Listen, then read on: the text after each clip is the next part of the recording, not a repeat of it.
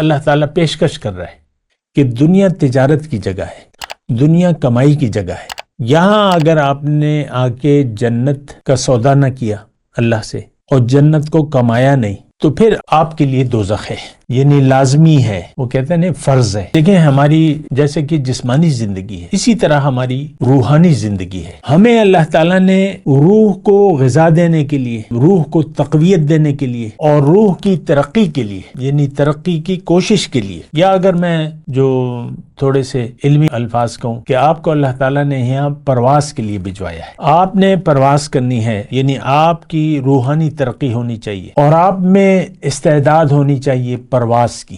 دنیا میں آ کے آپ نے پرواز کرنی ہے، آپ نے فرش سے عرش تک پرواز کرنی ہے، اور اگر آپ نے یہ پرواز نہ کی تو پھر آپ گہرائیوں میں گرتے چلے جائیں گے، استدراج، اسفل السافلین میں آپ گر جائیں گے۔ دیکھیں میں اپنے مضمون کی طرف آ رہا ہوں، تجارت کی میں بات کر، بہترین تجارت، اور یہ بات میں آپ کو نوٹ کرا دوں کہ ہم کمائی کے لیے آئے ہیں، دنیا کی نہیں، آخرت کی۔ دیکھیں دنیا تو اللہ تعالیٰ نے آپ کے لیے لکھ دی ہے، یہ بات ذرا نوٹ کر لیں، ہمیں تو یقین نہیں آتا لیکن یہ بات حقیقت ہے کہ ہماری دنیا لکھ دی گئی ہے۔ کل صغیر و کبیر مستتر، ہر چھوٹی بڑی چیز لکھ دی گئی ہے۔ رزق جو ہے، رزاق جو ہے وہ اللہ تعالیٰ ہے۔ یہاں صرف آپ نے سبب تلاش کرنا ہے، ڈگری لے لیں، کوئی نوکری کر لیں، تجارت کر لیں، جو بھی کر لیں، یہ اسباب ہیں۔ جعلنا لکم فیہا معاش کے ذرائع اللہ تعالیٰ نے پیدا کر دیے، وہ آپ نے ذریعہ تلاش کرنا ہے، ذریعہ تلاش کر لیں، اللہ تعالیٰ آپ کا جو مقدر ہے وہ آپ کو دے گا۔ پریشانی رزق کی نہیں ہونی چاہیے، جو پریشانی ہے